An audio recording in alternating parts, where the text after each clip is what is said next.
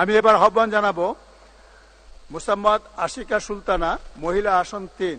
আপনার সময় 4 মিনিট।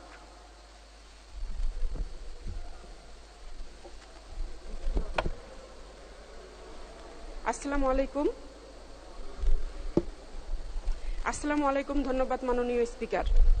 মাননীয় স্পিকার, 2024-2025 অর্থ বছরে জাতীয় বাজেটের উপর আলোচনার সুযোগ দেওয়ায় আপনাকে ধন্যবাদ জানাই।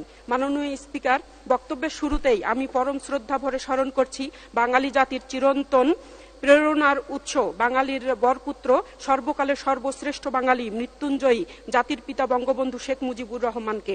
গভীর শ্রদ্ধায় স্মরণ করছি বঙ্গমাতা বেগম ফজিলাতুন্নেসা মুজিব সহ 15 আগস্টের কালোরাত্রিতে নিহত সকল শহীদদের। স্মরণ করছি শহীদ জাতীয় 4 নেতাকে। গভীর ভালোবাসা ও শ্রদ্ধার সাথে স্মরণ করছি আমাদের স্বাধিকার থেকে স্বাধীনতা আন্দোলনে দেশের জন্য যারা জীবন দিয়েছেন, 30 লাখ বীর মুক্তিযোদ্ধা ও সম্ভ্রম হারানো 2 লাখ মা বোনকে। মাননীয় স্পিকার, এবারের বাজেটের আলোচ্য বিষয় টেকসই উন্নয়নের পরিক্রমায় স্মার্ট বাংলাদেশের স্বপ্নযাত্রা।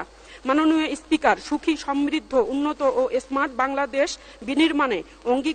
বিনির্মাণের অঙ্গীকার নিয়ে গত 6 জুন 2024 তারিখে অর্থমন্ত্রী জনাব আবুল হাসান মাহমুদ আলী জাতীয় সংসদে নতুন অর্থবছরের 210 পৃষ্ঠার বাজেট ঘোষণা করেছেন। এবার প্রস্তাবিত বাজেটের আকার 7,97,000 কোটি টাকা। মাননীয় স্পিকার, মাননীয় অর্থমন্ত্রী তিনি তার এই প্রস্তাবিত বাজেটকে ঘাত প্রতিঘাত পেরিয়ে অপরাজেয় প্রত্যয়ে ঘুরে দাঁড়ানোর বাজেট হিসেবে আখ্যায়িত করেছেন। এ সময়ে তিনি গত 1.5 দশকের বিস্ময়কর উন্নয়নের ধারাবাহিকতা বাংলাদেশকে উন্নয়নের শীর্ষে নিয়ে যাওয়ার প্রত্যয় ব্যক্ত করেন। প্রস্তাবিত বাজেটে তিনি নির্বাচনী ইশতেহারের অগ্রাধিকারে থাকা কার্যক্রমগুলো বিশেষভাবে প্রাধান্য দিয়েছেন। সে আলোকেই বাজেটের মাধ্যমে জাতীয় উন্নয়নের লক্ষ্যসমূহ অর্জনের পথ নকশা প্রণয়ন করেছেন। অর্থমন্ত্রী তার বাজেট বক্তব্যে আরো বলেন, স্মার্ট বাংলাদেশ রূপান্তরের লক্ষ্যে প্রতিটি খাতে আধুনিক ও প্রযুক্তির সর্বোচ্চ ব্যবহারের উপর গুরুত্ব দেওয়া হয়েছে, যাতে স্মার্ট অর্থনীতির সুফল দেশের সর্বশেষ প্রান্তে থাকা নাগরিকের কাছেও পৌঁছে দেওয়া যায়। অর্থমন্ত্রী তার বাজেট বক্তৃতায় উপসংহারে প্রস্তাবিত বাজেট সম্পর্কে বলেছেন, চলমান বৈশ্বিক রাজনৈতিক প্রেক্ষাপট এবং অভ্যন্তরীণ সামষ্টিক অর্থনীতির অবস্থা বিবেচনায় নিয়ে আগামী অর্থ বছরে রাজস্ব খাতের যুগোপযোগী সংস্কার করা হবে, যাতে সম্পদের যোগান নিশ্চিত করা যায়। বাজেট ঘাটতি ধারণযোগ্য পর্যায়ে রেখে তা পূরণে বৈদেশিক উৎসের উপর নির্ভরশীলতা কমানো হবে। উচ্চ মূল্যস্ফীতির চাপ থেকে নিম্ন আয়ের মানুষকে সুরক্ষা প্রদানের কার্যক্রম বাড়ানো হবে। মাননীয় স্পিকার, এই বাজেট সময় উপযোগী ও জনকল্যাণমুখী। সংকটের এই সময়ে গণমুখী বাজেট হয়েছে।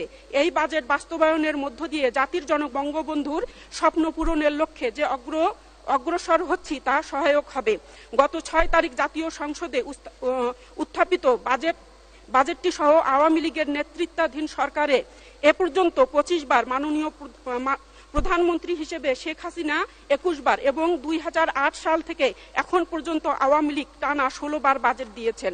মাননীয় প্রধানমন্ত্রী জননেত্রী শেখ হাসিনার নেতৃত্বে 21 বার বাজেট দেওয়ায় আমার ব্যক্তিগত নির্বাচনী এলাকা নীলফামারী জেলা ও দেশবাসীর পক্ষ থেকে মাননীয় প্রধানমন্ত্রীকে জানাই উষ্ণ অভিনন্দন।